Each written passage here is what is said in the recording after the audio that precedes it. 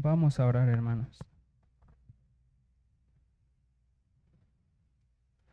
Amado Señor, que queremos acercarnos a ti en nombre de Cristo y queremos que eso que cantábamos, Señor, sea una verdad palpable en nuestras vidas, que nuestros ojos estén puestos en Cristo,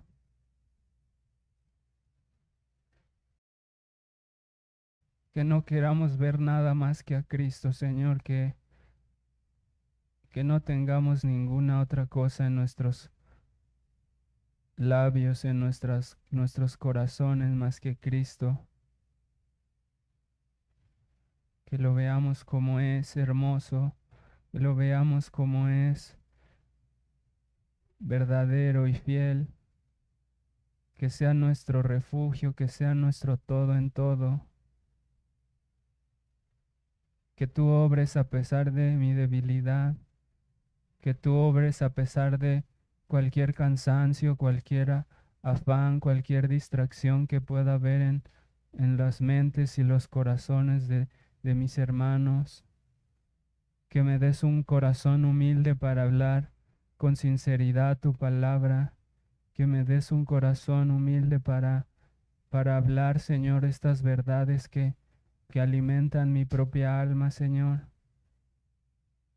que no soy digno de estar aquí, Señor, pero que sea tu voluntad y que tú obres en mi debilidad y en la debilidad de tu pueblo, Señor. Nuestras faltas son muchas, nuestras caídas, nuestros tropiezos. Nuestros ojos no siempre están mirando a Cristo como deberíamos. Pon nuestros ojos en Cristo, Señor. Abre los cielos para que veamos tu gloria. No nos dejes mirar otra cosa hoy más que a Cristo y que podamos hoy deleitarnos y adorarte. Ponemos en tus manos la predicación y suplicamos de la asistencia poderosa de tu Espíritu. Te lo rogamos en nombre de Jesús. Amén. Hermanos, puestos en pie, vamos a leer todo el capítulo 1 del libro de Cantares.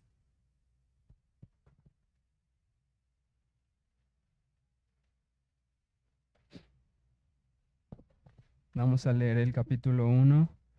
Espero unos segundos para que todos estemos ahí. Y solamente vamos a exponer los versículos 9 al 17, pero vamos a leer el capítulo entero. Dice así: Cantar de los cantares, el cual es de Salomón. Oh, si él me besara con besos de su boca, porque mejores son tus amores que el vino, a más del olor de tus suaves ungüentos. Tu nombre es como ungüento derramado, por eso las doncellas te aman. Atráeme, en pos de ti correremos, el rey me ha metido en sus cámaras, nos gozaremos y alegraremos en ti, nos acordaremos de tus amores más que del vino, con razón te aman. Morena soy, oh hijas de Jerusalén, pero codiciable, como las tiendas de Cedar, como las cortinas de Salomón.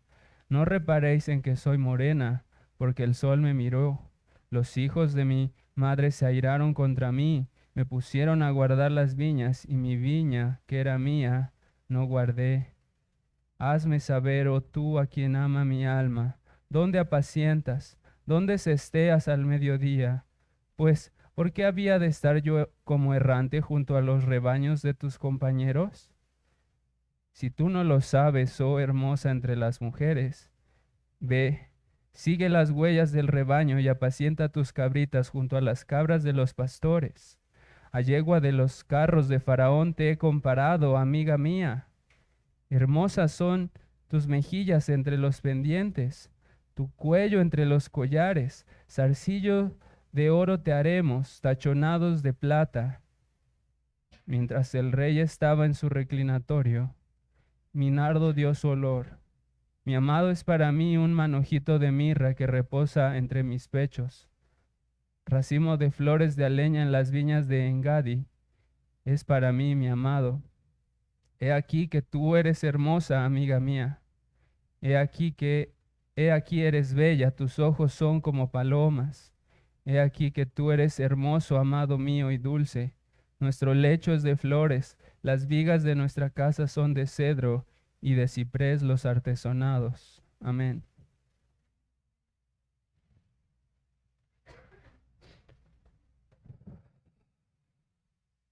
Una vez más tenemos el privilegio de ser expuestos a la dulce melodía del Cantar de los Cantares, el canto más sublime que pueda existir, tan sublime que ha sido comparado con el lugar santísimo, porque el Espíritu Santo inspiró este precioso libro para mostrarnos por medio de figuras poéticas la presencia especial de Dios con su pueblo. Y por extensión, eso nos lleva a ver la relación especial que tiene Cristo con su iglesia.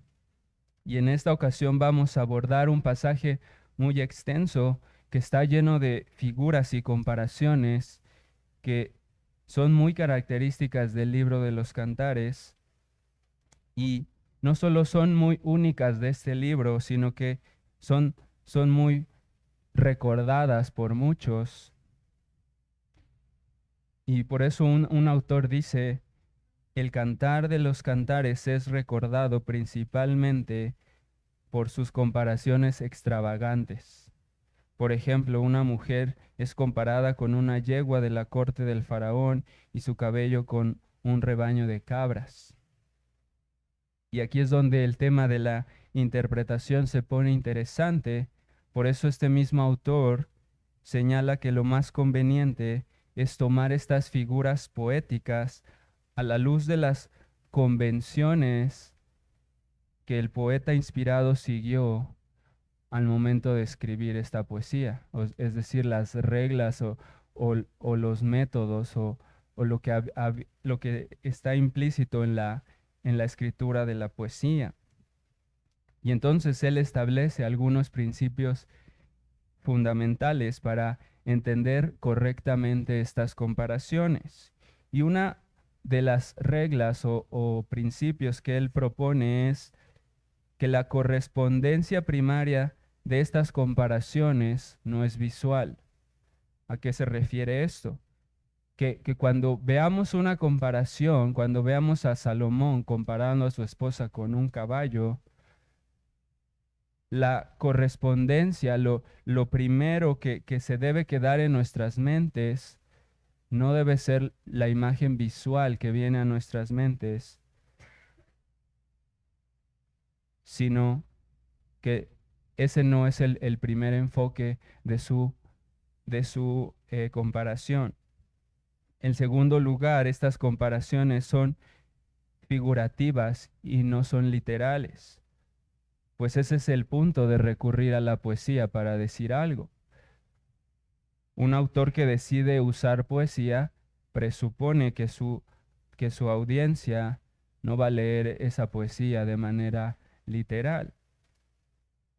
También el tercer aspecto que propone este autor es que lo que el amado o la amada tiene en común con aquello que se le compara es una cualidad determinada, no es la imagen visual, sino una cualidad determinada de la cosa con la que se le compara. Usualmente es una cualidad de excelencia o de ser algo que es lo mejor de lo mejor o lo mejor de su especie, como cuando hablamos del esposo siendo comparado con el vino. Eso no quiere decir que el esposo comparte características físicas del vino, sino que el esposo se le está atribuyendo una cualidad que hay en el vino. Por eso la esposa dice, si es como si la esposa dijera, si el vino es bueno para alegrar el cuerpo, entonces mi esposo es excelente para alegrar mi alma y para llenarla de gozo y de alabanza. Y por último, el cuarto punto es que lo que se transfiere o lo que se atribuye a la persona es el valor de la cosa comparada. Es decir, cuando se dice, por ejemplo, que la esposa es como una yegua, no debemos pensar en que la esposa es como un caballo con 4 patas, con pelaje, o que sus rasgos físicos son como de forma de caballo, ni tampoco pensemos nada por el estilo. Lo que estamos atribuyéndole en esa comparación es una excelencia, un valor, algo que se le atribuye a los caballos, no necesariamente su apariencia.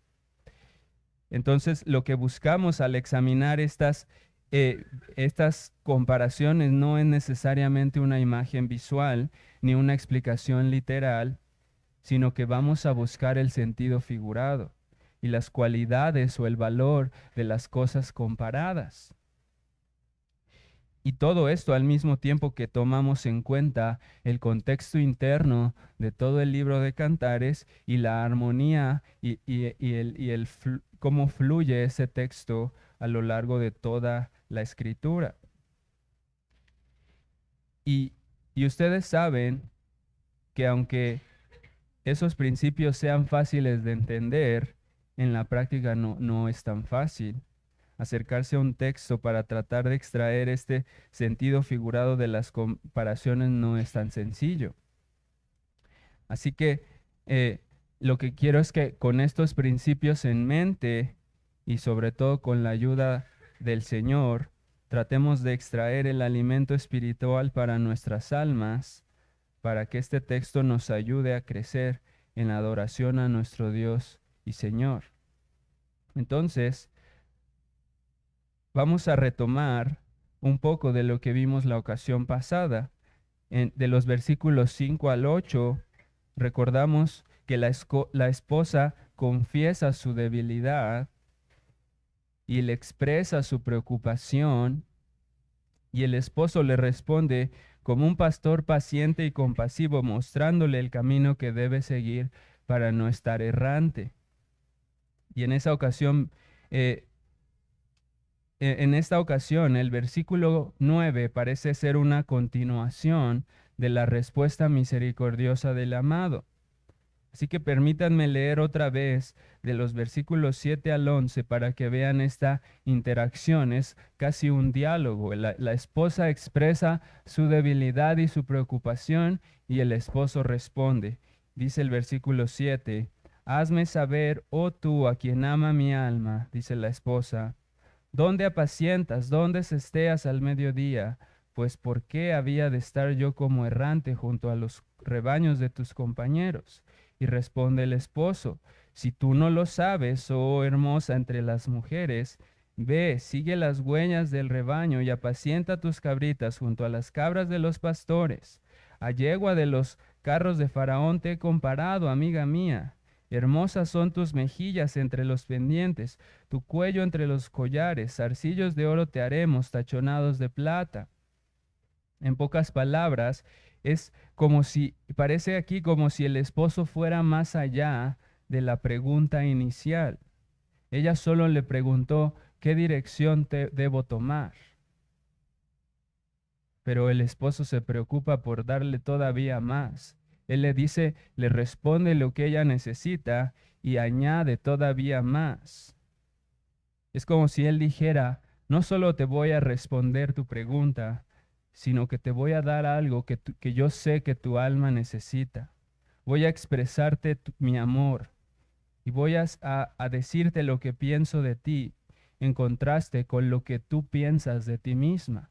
Tú piensas de ti esto, que eres morena, que, que, que hay muchas debilidades en ti, pero yo sé que tu debilidad es real, pero yo tengo una preocupación por ti, porque sé que cuando tú me confiesas tu debilidad, no solo estás haciendo una confesión sincera, sino que dentro de ti, yo sé que muy en el fondo hay un temor de que esa debilidad sea la que te aparte de mí. Por eso él se toma esta libertad de ir todavía más allá y de decirle, por eso te voy a dar algo que te ayude con esa inseguridad, con ese temor, para que ya no tengas miedo de que tu debilidad te aparte de mí. Por eso permíteme expresarte lo que siento por ti. Quiero que escuches de mi boca cuán hermosa eres para mí. Permíteme recordarte que tú eres mi amiga, que ya no hay enemistad entre tú y yo, que eres mi especial tesoro, que eres única entre las mujeres, que tú eres hermosa y que yo me deleito en tu hermosura, independientemente de tus flaquezas y debilidades que me has confesado. Y por si eso fuera poco, él es como si él todavía dijera, y si eso no te basta, déjame decirte algo más. No solo ya eres hermosa, sino que todavía te voy a hermosear más. No dejaré de proveerte collares y zarcillos de oro y plata para presentarte delante de mí como una novia gloriosa, sin mancha, sin arruga, ataviada de hermosura y preparada para la gloria eterna. Entonces la esposa responde en el versículo 12, mientras el rey estaba en su reclinatorio, mi nardo dio su olor, mi amado es para mí un ungüento de mirra que reposa entre mis pechos, racimo de flores de aleña en las viñas de Engadi es para mí mi amado. Es como si todo aquello que su esposo le dijo estuviera despertando en ella un amor más dulce hacia él. Y ahora lo hiciera valorarlo más y amarlo más y entregarse a él y derramarse a él como un ungüento de nardo. Y entonces él añade, he aquí tú eres hermosa, amiga mía, he aquí eres bella, tus ojos son como palomas. Y el esposo le reitera, cuán hermosa es ella para él. Y entonces la esposa responde con las mismas palabras y ahora dirigidas a él. He aquí que tú eres hermoso, amado mío y dulce. Y después nuestro pasaje concluye con una descripción de la cama y de la casa de ambos, que es una imagen llena de verdor, de prosperidad, de abundancia, de flores, árboles y cosas hermosas. Entonces, en pocas palabras, lo que Salomón está haciendo en este pasaje es presentarnos a un esposo perfecto, que sabe tratar las necesidades de su esposa, que es condescendiente con ella, que le expresa verbalmente su amor, que para embellecerla, para estimularla a una comunión más íntima, que sabe conocer sus preocupaciones y que va todavía más allá de lo que ella le solicita. Entonces, en primer lugar, eso nos enseña una valiosa lección a todos nosotros que somos esposos y también a los que quieren serlo, porque nuestras esposas necesitan esposos que tengan el tacto y la paciencia para escuchar las preocupaciones de su corazón y la sabiduría no solo para responder a sus necesidades concretas, sino para demostrarles nuestro amor, yendo más allá de lo que ellas esperan recibir, esforzándonos por santificarlas y embellecerlas con la palabra de Dios, siendo muy diligentes en expresarles verbalmente nuestro amor. Eso es algo que a los esposos nos cuesta mucho trabajo, pero eso es algo que debemos esforzarnos en ser diligentes en expresar, en hablar al corazón de nuestras esposas con la palabra de Dios y con palabras de afecto y yo podría decir sinceramente que yo no soy el mejor ejemplo de esto. Yo soy el primero al que este texto le exige un amor más intencionado y tierno para mi propia esposa. De hecho, mi esposa sabe muy bien y les podría decir todas las áreas en las que yo tengo que esforzarme más. Pero creo que este texto nos debe animar a examinarnos como esposos y a reconocer humildemente que estamos muy lejos del estándar que Cristo nos ha puesto. Estamos lejísimos de la imagen de ese esposo perfecto y amoroso que es Cristo. Y aunque esa es una aplicación muy buena y muy necesaria para nuestros matrimonios y nuestras familias, porque aún nuestros hijos van a aprender de cómo amamos a nuestras esposas, aunque ese es algo muy necesario y algo que aprendemos en este pasaje, no creo que esa sea la aplicación principal de nuestro texto. Porque nuestro Señor Jesucristo nos dice, escudriñar las escrituras, porque a vosotros os parece que en ellas está la vida eterna, y ellas son las que dan testimonio de mí.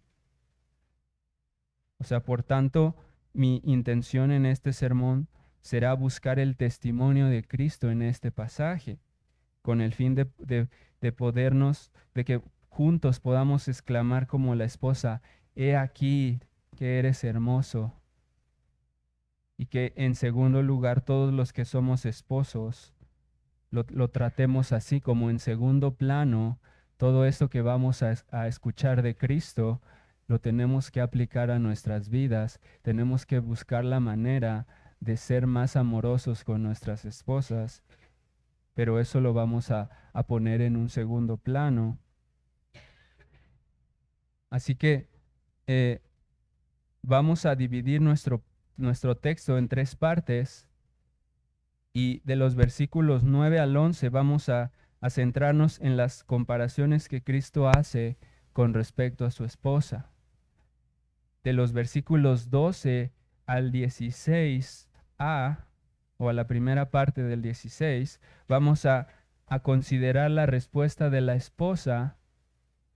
Y de los versículos 16b al 17, vamos a hablar un poco del amor de Cristo manifestado en la figura de la casa y la cama del esposo y la esposa. Así que comencemos con las comparaciones que Cristo hace con respecto a su iglesia. Dice el versículo 9 al 11, a yegua de los carros de Faraón te he comparado, amiga mía, hermosas son tus mejillas entre los pendientes, tu cuello entre los collares, zarcillos de oro te haremos tachonados de plata. Mucho se ha comentado acerca de estos versículos, pues como ya lo dije al principio, este tipo de comparaciones extravagantes, entre comillas, son un tanto extrañas para nuestras mentes contemporáneas. Muchas veces es porque las interpretamos así, de manera visual o literal, sin considerar las cualidades y los valores que estas comparaciones pretenden transmitirnos.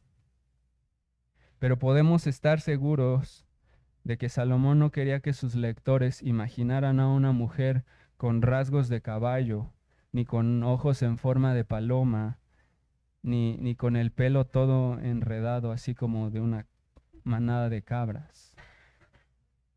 Eso no solamente es difícil de imaginar, sino que prácticamente es ilógico, porque no debemos perder de vista que los poemas tienen un sentido figurativo y no necesariamente buscan darnos una correspondencia visual de dos cosas comparadas. Nuestra forma contemporánea de hacer halagos o cumplidos sí es mucho más visual. Vivimos en una época en lo que todo es visual, pero nosotros decimos cosas como tus ojos son como el mar o como el mar azul para hablar de lo que vemos, para compararlo con el color, para hablar del color de los ojos. Pero aquí Salomón usa la figura de una yegua. Pero quiero que piensen en esto, no vamos a centrarnos en la imagen visual, sino en las cualidades, en las excelencias de estos objetos con los que se compara. Porque no se trata de una yegua, no le dice eres como una yegua. Le dice eres como una yegua de los carros de Faraón. si dejamos en un segundo plano la imagen visual que eso viene a nuestras mentes, comenzamos a evaluar las cualidades de esta figura y el contexto de Salomón, entonces ya no va a parecer tan fuera de lugar esta comparación. Porque cuando él es tan específico en los detalles, nos da a entender, nos está dando a entender algo. Imagínense a Salomón en su época hablando de el faraón. El faraón es un hombre poderoso de su época. Entonces lo que él nos está dando a entender es que sus yeguas o sus carros con caballos eran una de sus posesiones más preciadas. Era él uno de los hombres más poderosos de su tiempo y algo que lo caracterizaba, algo que lo hacía famoso en las naciones era sus carros con caballos. Y lo que podemos inferir es que estos eran caballos hermosos, que como se piensa, los caballos egipcios eran de los caballos más hermosos que podía haber en esa época. Pero piénsenlo así, si en Egipto los caballos eran algo muy hermoso, ¿cómo se tendrían que ser los caballos del rey de Egipto? No podían ser cualquier caballo, eran lo mejor de lo mejor. Si los caballos egipcios eran hermosos, los caballos del faraón eran todavía más exclusivos. No había caballos como los de el faraón. Él no iba a poner a cualquier caballo en sus carros. Entonces, por el testimonio de las escrituras, por ciertos pasajes que tenemos y por testimonios históricos, sabemos que el lugar que los reyes les daban a sus caballos era un lugar de mucha importancia. En esta época los caballos eran algo muy especial y eran tratados con tan alto valor que incluso algunos llegaban a tratarlos como a humanos o como a dioses, los idolatraban. Por ejemplo, Calígula era famoso por tratar a su caballo Incitatus, lo trataba como rey. Se dice que le construyó un establo de mármol, que le daba de comer avena mezclada con oro, que le asignaba sus sirvientes exclusivos para que atendieran a su caballo, que lo invitaba a él y le daba un lugar especial en los banquetes reales, y que incluso hasta intentó nombrarlo cónsul de Roma. Imagínense a qué grado amaba a su caballo. Pero el punto que quiero resaltar es que en el caso del faraón, los caballos adornados con oro eran un símbolo que lo representaba a él, no solo porque los caballos de Egipto eran hermosos, sino porque él tenía los mejores caballos de los mejores caballos. Y eso no solo le daba una fama y un renombre, sino que sus yeguas en sí mismas eran vistas como muestras de su poder, de su riqueza, de su esplendor como rey. Entonces, incluso en la actualidad podríamos decir que tener un caballo así, tan hermoso y tan fino, pues es un lujo que pues prácticamente nadie puede darse. En esa época era algo extremadamente costoso y valorado. De hecho, incluso hay textos en la escritura que nos hablan, que nos dan a entender cuán valiosos eran los caballos. Un rey que tenía caballos se sentía confiado de que iba a ganar la guerra. El que tuviera más caballos era el que tenía más posibilidades de ganar. Pero por eso dice el Salmo 33, 17, vano para salvar es el caballo, la grandeza de su fuerza no dará la victoria. El Salmo 27 dice, estos confían en carros y aquellos en caballos, mas nosotros en el nombre de Jehová nuestro Dios tendremos memoria. Isaías 31:1 dice, ay de los que descienden a Egipto por ayuda y confían en caballos, pero no miran al Santo de Israel. Y todos esos versículos nos dan una idea, un panorama de cómo en esa época los caballos tenían un valor especial. Entonces, lo mismo ocurre con las imágenes que menciona Salomón de las joyas en los versículos siguientes. Todas estas joyas que menciona, los pendientes, los collares, todo el oro y la plata, nos dan a entender algo, nos dan a entender que había un valor asignado a todas estas cosas. Y en pocas palabras, cuando Salomón compara a su esposa con todas estas cosas, lo que le está diciendo es, yo te considero a ti como una de mis mayores posesiones. Yo te considero a ti como mi especial tesoro. Eres una posesión preciada y única en tu tipo. No hay otra como tú. Eres una adquisición costosa y hermosa que solo alguien como yo puede tener. Eso diría el faraón, solo yo puedo tener estos caballos tan hermosos. Y el esposo a su esposa le dice, tú eres tan valiosa y eres tan hermosa, eres una posesión que solo alguien como yo puede tener porque eres hermosa y valiosa. Pero entonces aquí viene la pregunta, ¿pero cómo Cristo puede decir eso de su esposa? ¿Cómo podría la esposa escuchar estas palabras de su esposo y decir, decir, es verdad, yo soy así? Cuando ella en realidad acaba de confesar y decir, yo soy muy débil, soy morena, tengo miedo de mis propias debilidades, mis debilidades me alejan de ti. ¿Cómo puedo yo sentirme halagada con todo eso? Si yo te he confesado sinceramente mis debilidades, yo no me considero como un caballo hermoso.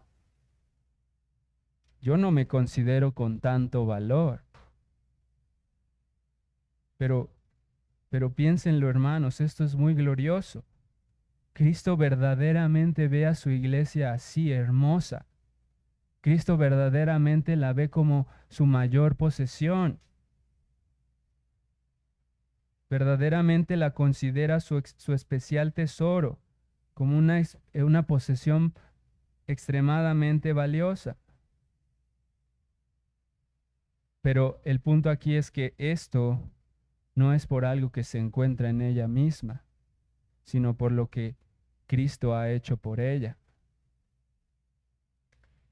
Quiero que pensemos en esto. Ellos entendían, los receptores de este texto tenían que entenderlo así. Ellos sabían, ellos podían reconocer. Nosotros, yo no me reconozco a mí mismo como que en mí hay mucho valor, como que yo soy una excelencia, como que el pueblo de Israel menos podría decir eso y decir, sí, nosotros somos un pueblo escogido, hermoso y perfecto. Aunque los judíos lo hagan de esa manera, ellos tienen una historia que no pueden esconder. Y entonces ellos tenían el entendimiento de lo que les dijo el mismo Señor. No por ser más que todos los pueblos, os ha querido Jehová y os ha escogido, pues vosotros erais el más insignificante de todos los pueblos, sino por cuanto Jehová os amó y quiso guardar el juramento que juró a vuestros padres, os ha sacado Jehová con mano poderosa y os ha rescatado de servidumbre de la mano de Faraón, rey de Egipto. El pueblo de Israel, como lo vimos en la meditación, tiene una historia enorme de tropiezos y de debilidades. Y con todo eso, como lo vimos en la meditación, Jehová les dice en ese mismo pasaje de Deuteronomio, porque tú eres pueblo santo para Jehová tu Dios. Jehová tu Dios te ha escogido para hacerle un pueblo especial, más que todos los pueblos que están sobre la tierra, no por ser vosotros más que todos los pueblos os ha querido Jehová y os ha escogido, pues vosotros erais el más insignificante de los pueblos, sino por cuanto Jehová os amó y quiso guardar el juramento que juró a vuestros padres, os ha sacado con mano poderosa. Y le dice más adelante, conoce pues que Jehová tu Dios, Dios fiel, guarda el pacto y la misericordia a los que le aman y guardan sus mandamientos. Entonces, es muy similar. Estas palabras de Deuteronomio son muy similares a lo que podría interpretarse en el pasaje de Cantares. Dios le está diciendo a su pueblo, tú eres hermoso. Yo te escogí para ser un pueblo hermoso, pero no porque tú seas especial en ti mismo, sino porque yo te hice especial. De hecho, el profeta Ezequiel les dice lo mismo al pueblo y es todavía más explícito. Quiero que leamos juntos Ezequiel en el capítulo 16.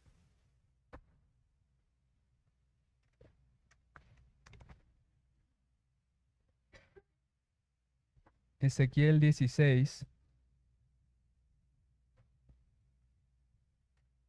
Voy a leer a partir del versículo 3.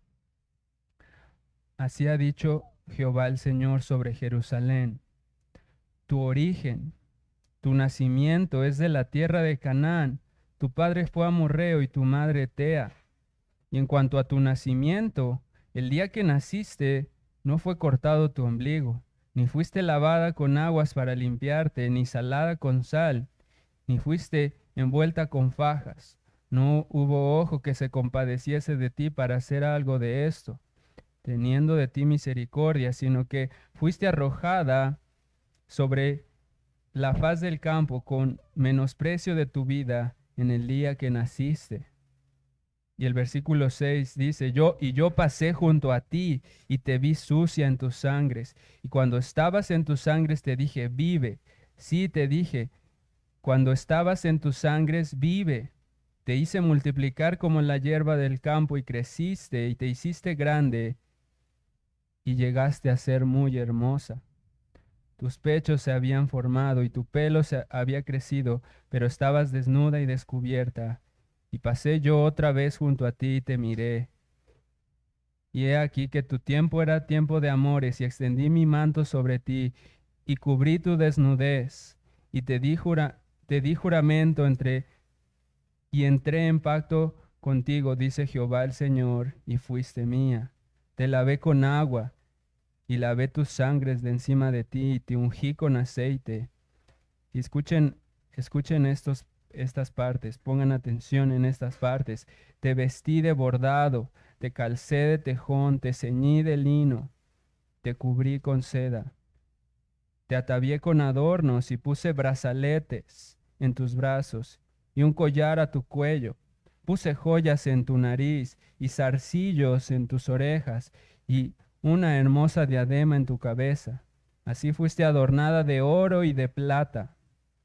Y tu vestido era de lino fino, seda y bordado. Comiste flor de harina de trigo, miel y aceite, y fuiste hermoseada en extremo.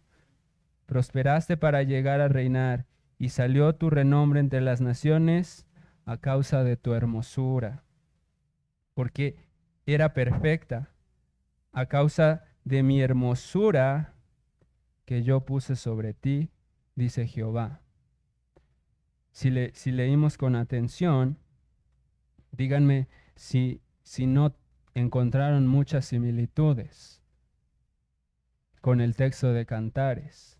Si el pueblo judío que recibió el texto de Cantares no podría comparar el texto de Ezequiel y el texto de Cantares y decir, aquí me dice que yo soy hermosa y aquí me dice que soy hermosa, aquí me dice que tengo pendientes, aquí me dice que me embelleció con estos pendientes, aquí habla de oro y plata, aquí habla de oro y plata.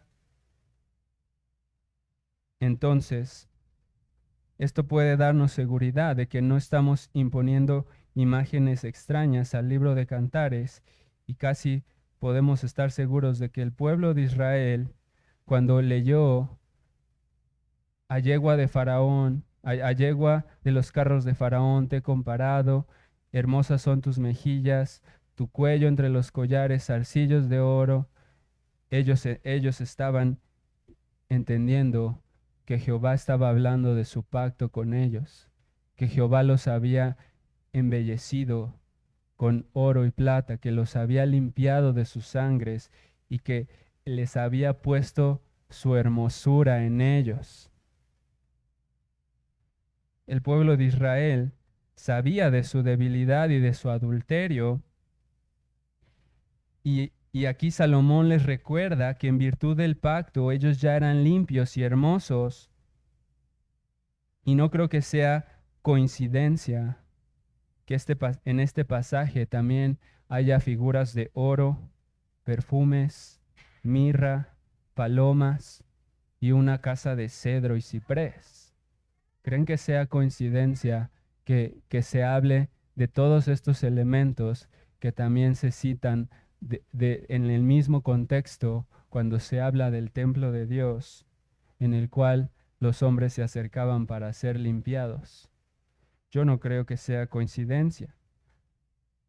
Entonces, ¿acaso no hay una posibilidad de que los judíos asociaran todo esto con el templo, con la limpieza del templo y dijeran, es verdad, nosotros hemos fallado, somos morena, somos eh, eh, débiles, hemos fallado contra nuestro Dios de pacto, pero Él nos ha provisto un templo de cedro y ciprés recubierto de oro, en el que hay olores fragantes y en el que se hacen sacrificios de paz para que nosotros con confianza podamos acercarnos a nuestro Dios de pacto, porque Él nos ha limpiado. Y si esto es verdad, si los judíos veían el templo aquí, veían la purificación, veían el pacto de Dios en este texto, y veían todas estas cosas que apuntan a Cristo, entonces cabe la posibilidad de que este texto nos esté apuntando a la obra y al sacrificio de Cristo, a Cristo entregado para salvarnos. Entonces vean el contexto en el que nos está diciendo esto. Nos está afirmando, el esposo le está diciendo a la esposa, yo sé que tú eres débil, yo sé que estás preocupada por tus debilidades que te alejan de mí, pero quiero recordarte mi obra en ti. Quiero recordarte que tú estabas sucia en tus sangres y que yo te embellecí con mi hermosura y yo morí para salvarte y ahora eres limpia y ahora eres amiga mía. Ya no eres mi enemiga, ya no estás alejada de mí, ahora estás cerca de mí, eres mi amiga y yo te veo a ti como mi especial tesoro porque yo te compré con sangre. ¿Y por qué? ¿Por qué es necesario que resaltemos esto, que regresemos un poco al contexto en el que la esposa está confesando y diciendo, estoy preocupada porque esta debilidad en el fondo de mi corazón me avergüenza?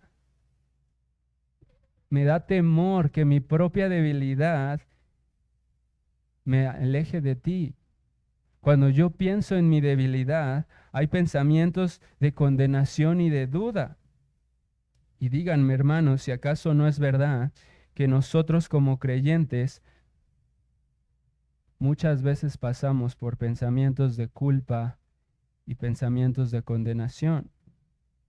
¿Cuántas veces, hermano, no me tienes que responder, pero cuántas veces has confesado tu pecado con profunda humillación y vas arrepentido al Señor, pero pasa un tiempo y te ves en la necesidad de confesar el mismo pecado que ya le habías confesado? Si al principio te costó pedir perdón, ahora que has recaído en ese pecado, te sientes devastado. Dices, ay Señor, no, otra vez caí en esto. Miserable de mí. No tengo cara para pedirte perdón otra vez. Esto ya te había pedido perdón. Ya te había dicho que no quería caer aquí. ¿Con qué ojos voy a voltear a verte otra vez y decirte otra vez perdóname? ¿Cuántas veces no has dicho, hermano, cómo me puedo decir hijo tuyo si he caído otra vez en esto. Y podríamos citar un montón de frases como esas, donde el corazón verdaderamente es aplastado por la condenación, por la vergüenza, porque no sabes cómo acercarte a Dios y decirle otra vez tengo este pecado en mi vida. Por eso entonces contempla las palabras compasivas de Cristo aquí. Él no le niega, él no niega que existe esta condenación, esta debilidad persistente y desoladora. Él mira a su amada y le dice, oh amiga mía, ya no eres mi enemiga, eres mi amiga. Recuerda, has sido reconciliada por la sangre del Cordero, has sido limpiada, eres mi amiga. Yo derramé mi sangre para limpiarte. Es verdad que tu pecado es persistente y que en sí mismo es abominable, pero yo te comparo a ti con una de esas yeguas selectas que el faraón compró con oro, pero yo te compré a ti con mi sangre, por tanto tú eres más valiosa. Yo te comparo a ti como una mujer hermosa, embellecida, con oro y plata. Yo mismo te he embellecido, yo mismo te he dado mi hermosura. He aquí, tú eres hermosa. Para un pueblo que está en su debilidad, para un pueblo que está en su condenación, sintiendo su vergüenza, escuchar estas palabras debe ser algo que derrita nuestros corazones duros y fríos. Saber que Cristo verdaderamente te ama, hermano, te ve hermoso, porque Él derramó su sangre. Eso debería despertar afectos santos en nosotros, una devoción y una convicción profunda. Cristo me limpió, Cristo me escogió y me salvó para su gloria, y yo lo voy a servir, y yo lo voy a exaltar porque Él es hermoso. Y ese es precisamente el siguiente punto, cómo responde la esposa. De los versículos 12 al versículo 16a, dice, mientras el rey estaba en su reclinatorio, mi nardo dio su olor. Mi amado es para mí un manojito de mirra que reposa entre mis pechos. Racimo de flores de aleña en las viñas de Engadi es para mí mi amado. He aquí que tú eres hermosa, amiga mía. He aquí eres bella. Tus ojos son como palomas. He aquí que tú eres hermoso, amado mío, y dulce. Y aquí ocurre una vez más una transición en nuestro canto.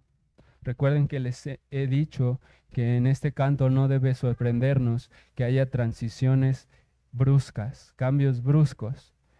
Hace un momento estábamos a la intemperie, en los campos del buen pastor, escuchando al pastor diciéndole a su amada, yo te voy a llevar a mis campos, yo te voy a apacentar, te voy a hacer descansar, y ahora te estoy dando palabras de amor para que veas la obra que yo hice en ti.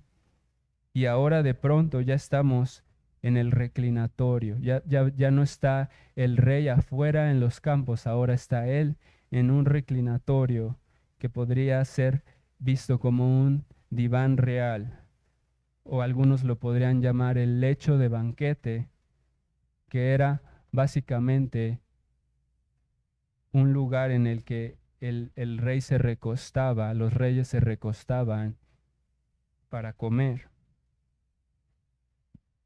Y ella ahora puede saborear, ahora está saboreando eso que el rey le ha contestado.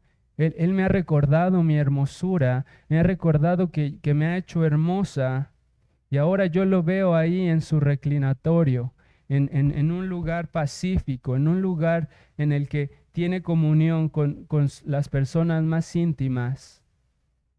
Y ahora yo lo veo y yo me puedo acercar a él y sentarme a su mesa Y al contemplarlo a Él y al contemplar lo que Él ha hecho por mí, mi nardo dio su olor. Y cuando tiene esa contemplación pacífica y amorosa de su amado, ella dice esto, mi nardo dio su olor. Y aquí hay otra comparación que nos hace pensar en ese famoso nardo. Podríamos pasar mucho tiempo hablando de todas las veces que se habla del nardo en las escrituras. Pero si lo piensan así, este nardo, este perfume de nardo, es muy valioso también, es muy especial. Es el perfume de nardos que esa mujer pecadora derramó sobre su Señor y lo sacrificó diciendo, este es mi amado y yo lo voy a dar para él. Y los demás decían, ¿por qué desperdiciaste esto? Y ella no tenía ningún problema en sacrificar algo de tanto valor. Entonces, es como si la esposa dijera, al contemplar a mi amado, se desprende de mí un olor fragante, de mí sale ese deseo de entregarle mi vida como olor fragante, de entregarle todas mis oraciones, toda mi devoción como olor fragante a mi amado por lo que él ha hecho por mí. Y después añade, mi amado es para mí un manojito de mirra que reposa entre mis pechos, racimo de flores de aleña en las viñas de Engadi, es para mí mi amado. Y si se dan cuenta, aquí hay algo que prevalece, que es la idea del olor grato, del, del, de un olor grato, porque la mirra y las flores de aleña también tienen una cualidad aromática y especial para el mundo antiguo. Incluso la mirra también tenía propiedades medicinales. Pero ahora lo que ella está diciendo, primero ella dice, cuando yo contemplo todo lo que Él ha hecho por mí, mi nardo da su olor, yo quiero entregarle mi vida, yo quiero mi perfume sea derramado para Él. Pero ahora ella dice que también Él es como un manojo de mirra, que también Él tiene un grato olor, un olor fragante, tal como lo dice Efesios 5.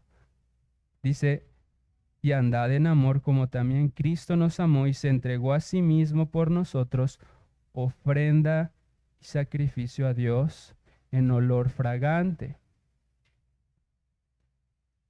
Aquí otra vez está implícito el sacrificio y la muerte de Cristo, porque para que Cristo tenga ese grato olor, tuvo que haber sido puesto como un holocausto, tuvo que haber muerto en una cruz y ofrecerse a él mismo como sacrificio de olor fragante para que pudiera tener ese grato olor y para que pudiera a nosotros impregnarnos con ese grato olor. ¿Cómo podría yo decir que de mí sale un grato olor cuando veo a Cristo si el aroma que Él desprende en su sacrificio no me afecta a mí también? Entonces, es por Cristo que ahora somos grato olor para Dios, como lo dice segunda los Corintios 2, del 14 al 16. Dice, mas a Dios gracias, el cual nos lleva siempre en triunfo en Cristo y por medio de nosotros manifiesta en todo lugar el olor de su conocimiento, porque para Dios somos grato olor de Cristo en los que se salvan y en los que se pierden. A estos ciertamente olor de muerte para muerte y a aquellos olor de vida para vida. Y aquí quiero aprovechar para hacer un llamado a los que no están en Cristo. Pues la realidad es que todo esto que estamos diciendo de la hermosura de Cristo te puede parecer una locura. Pero para un verdadero creyente esto es un olor grato. Para un verdadero creyente esto despierta tus afectos y te hace ver a Cristo en su hermosura. Pero él dice el texto, pero para lo que para unos es un olor fragante, para otros es olor de muerte. Así que tú necesitas evaluar tu condición urgentemente. No es bueno que cuando se hable de la aroma de Cristo, de la dulzura de Cristo, tu corazón no alcance a percibir ese olor. Eso no es normal, eso no es bueno, no deberías estar conforme con eso. No es bueno que no alcances a percibir el dulce olor del Evangelio de la vida.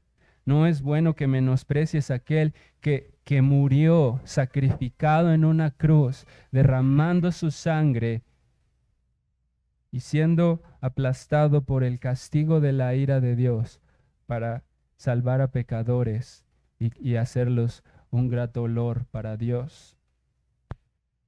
Así que no puedes permanecer en ese estado sin esperar que al final de tu vida seas entregado al tormento eterno. Cristo fue humillado y aplastado por la ira de Dios para darle vida a todos los que creen en Él y se arrepienten. Él murió para dar vida, pero si tú permaneces en tu pecado, sin ninguna intención de abandonarlo y sin reconocer tu culpa y tu responsabilidad ante el tribunal de Dios, no debería extrañarte que recibas la condenación eterna y que en lugar de disfrutar el grato olor de Cristo, seas expuesto al desagradable olor de muerte de las llamas del infierno de fuego y azufre que nunca se apaga.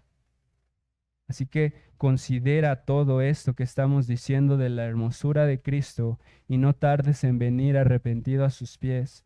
Él te manda que creas en su obra y te arrepientas, y no solo eso, sino que lo hagas con urgencia. Así que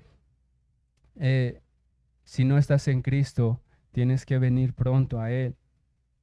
Pero volviendo al tema de la idea de la mirra y las flores de aleña, la esposa mira la obra de Cristo en su vida y percibe en Él el grato olor de su sacrificio y lo tiene en su pecho. Lo lleva cerca de su pecho, lo lleva cerca de su corazón y encuentra consuelo y refugio en la obra que Cristo hizo para salvarla. Ese es el consuelo que necesita tu corazón. Cuando estás siendo atormentado por la culpa, cuando estás siendo atormentado por tu propia debilidad, que cerca de tu pecho, cerca de tu corazón siempre estés recordando, Cristo murió por mí, Cristo derramó su sangre por mí, Él murió, Él se entregó a sí mismo para salvarme, Él me hizo hermoso por su sangre, Él me hizo un grato olor para mi amado Señor. Ahora puedo acercarme confiadamente porque Cristo fue aplastado por la ira de Dios en mi lugar. Cristo está cerca de mi corazón y aquí lo debo guardar, porque si dejo de atesorar eso en mi corazón, entonces la condenación me va a aplastar, la vergüenza me va a destruir. Pero si yo tengo a Cristo cerca de mi corazón, su sacrificio de olor fragante en mi corazón, Él va a ser un olor fragante, Él va a desprender ese aroma que me va a motivar a derramar mi vida como un ungüento, como un sacrificio vivo para Él. Así que considera esto y considera también que después la esposa habla de las flores de las viñas de Engadi, que es un lugar también famoso por ser un oasis en el desierto. También es famoso porque ese lugar fue el lugar en el que David se refugió cuando estaba siendo perseguido. O sea, que la metáfora aquí parece ser clara. La iglesia, cuando considera la obra de Cristo en la cruz, dice: mi amado es como un oasis en el desierto. Es mi refugio, es donde yo puedo ir como fue David a refugiarse en el desierto, en ese oasis que era que en medio del desierto Era el único lugar donde había agua y donde podían florecer las viñas y donde podían florecer todas estas flores aromáticas. Y ahí puedo yo refugiarme en aquel que ama mi alma y en aquel que se sacrificó por mí. Así que si tú consideras todo esto, si te pones en los zapatos de la esposa, no podrías hacer otra cosa más que exclamar junto con ella: He aquí, tú eres hermoso, amado mío y dulce.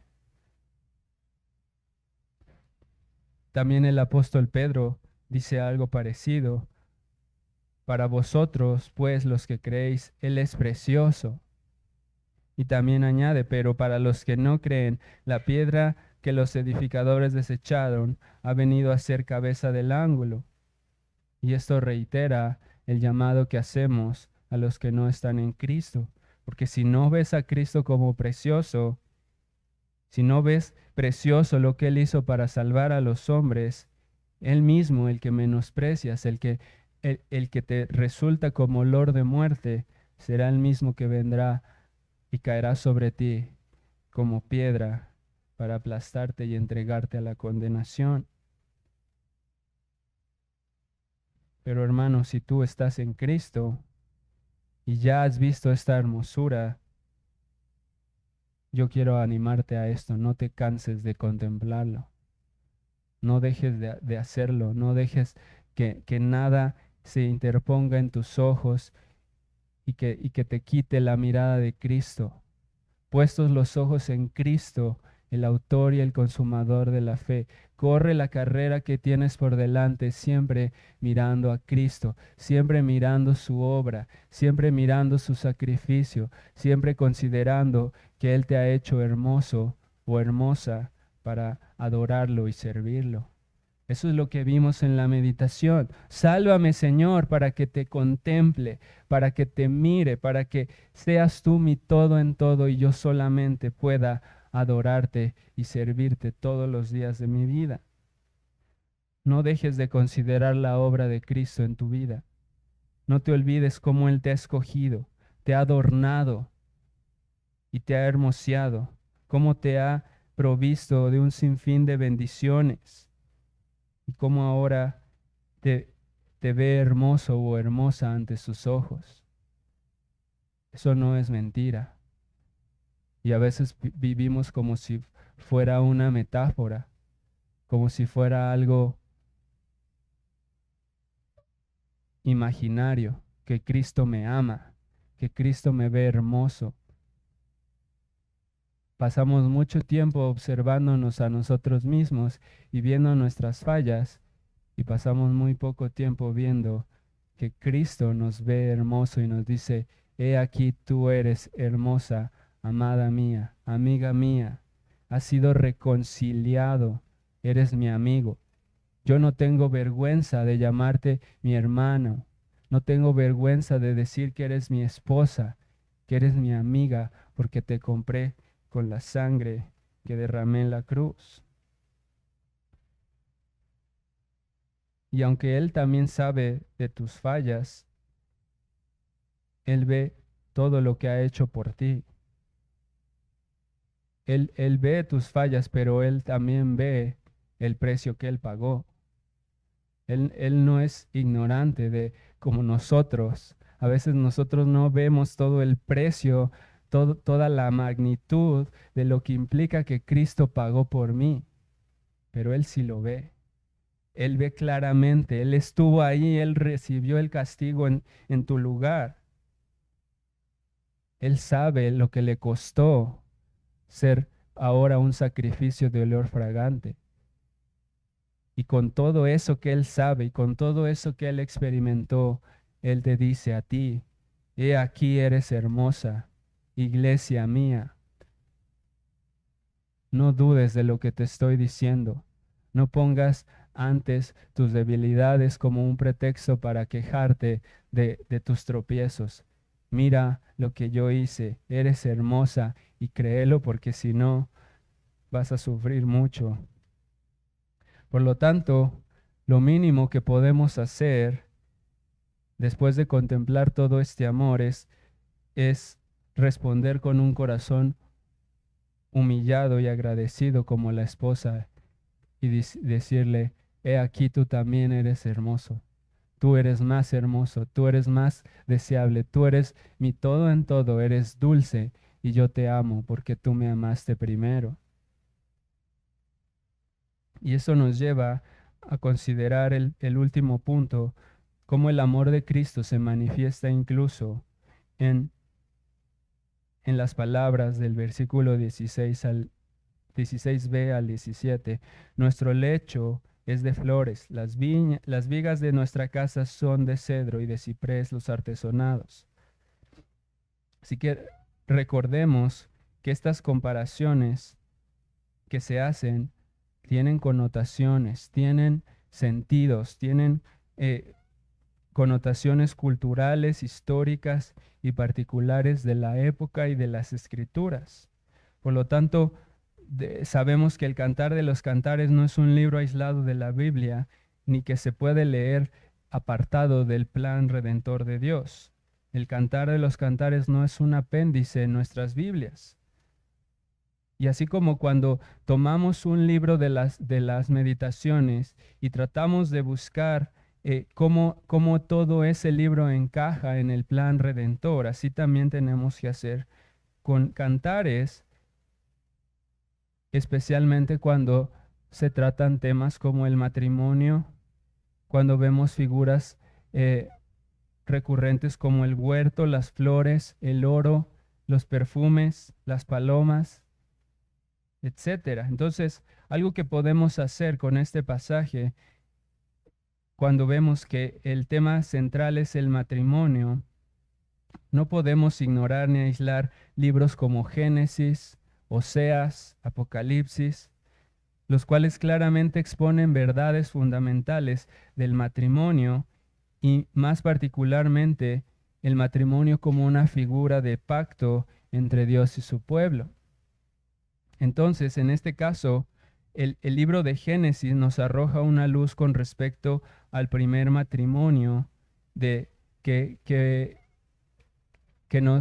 nosotros, que existió, que es el de Adán y Eva. Y podemos imaginar que el matrimonio que tuvo Adán y Eva antes de la caída era un matrimonio perfecto. Pero vino la caída y ¿qué pasó?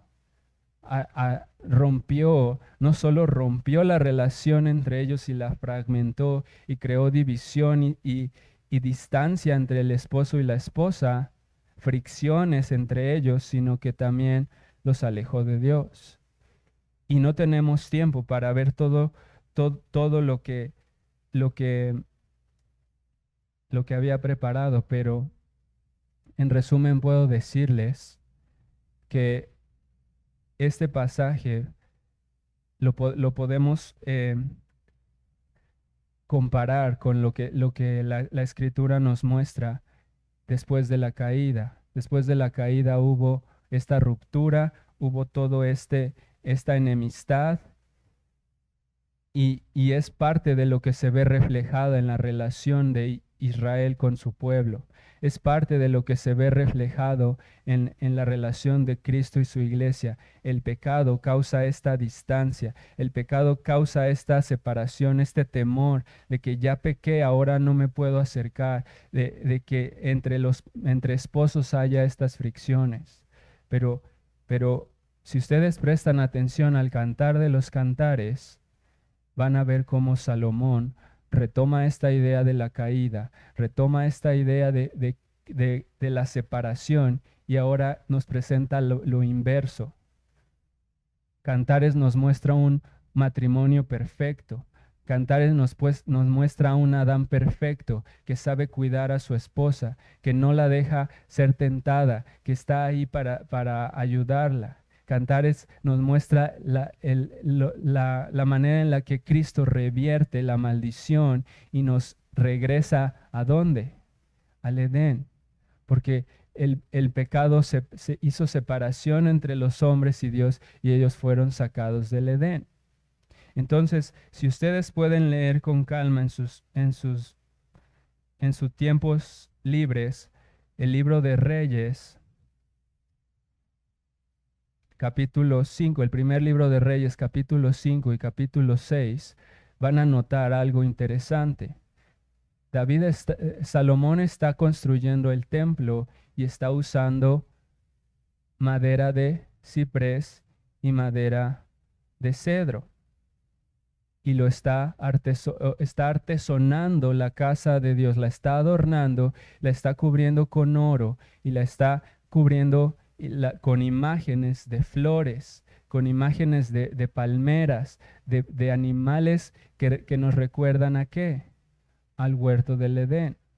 Por lo tanto, lo que yo quiero decir es que yo estoy convencido de que cuando el esposo dice o la esposa dice, nuestra cama y nuestra casa son de cedro y de ciprés y son una casa artesonada y nuestro lecho es de flores, algo tiene que haber ahí relacionado con el huerto, con el templo, con la presencia especial. Y lo que yo quiero decir es esto, que el sentido que nos lleva a este pasaje es este. Salomón está diciéndole a la iglesia, o a la esposa, perdón, yo sé que tú eres débil, pero yo te he escogido, te he limpiado, te he hermoseado y te seguiré hermoseando hasta llevarte a nuestra casa de cedro y ciprés, hasta llevarte a la nueva Jerusalén, al nuevo jardín del Edén, al nuevo lugar en el que estaremos juntos tú y yo y nos deleitaremos, en donde estarás hermoseada como una novia, como una esposa ataviada para su marido, en un lugar con calles de oro, en un lugar donde ya no necesitamos un templo, porque yo voy a ser el templo y donde tú vas a estar deleitándote conmigo por siempre.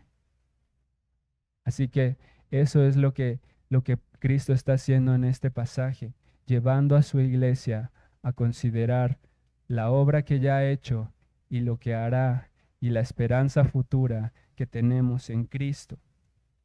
Así que, para terminar, hermanos, yo quiero animarlos a que, a la luz de nuestras preocupaciones como iglesia, de nuestras caídas, de nuestras debilidades, no dejemos de mirar a Cristo. A la luz de lo que hace la esposa, nosotros debemos actuar.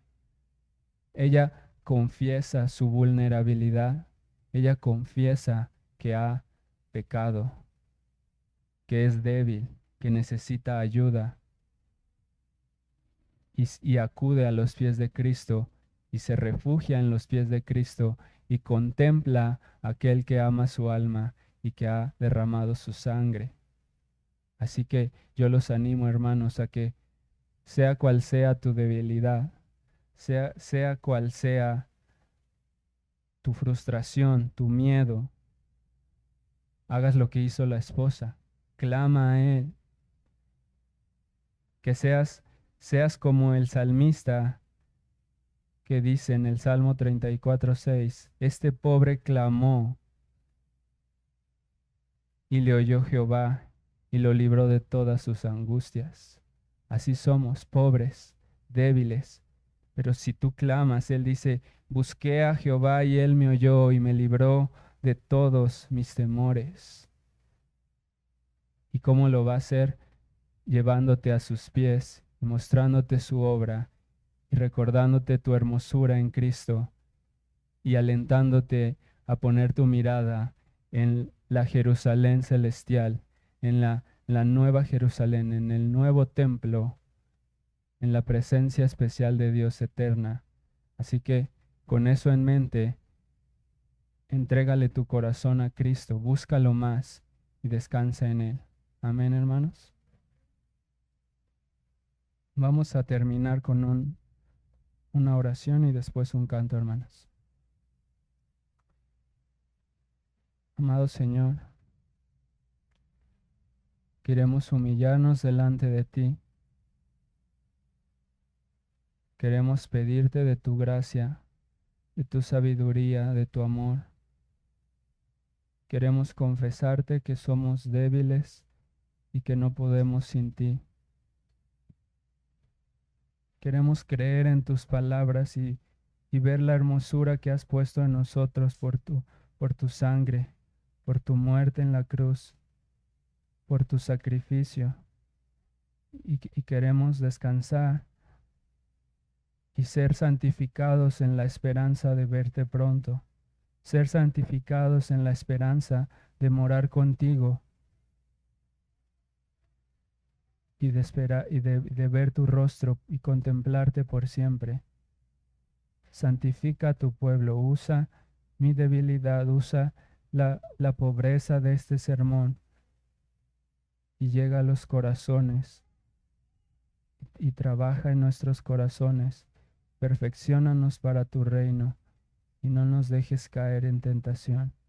Ayúdanos y guárdanos en nombre de Jesús. Amén.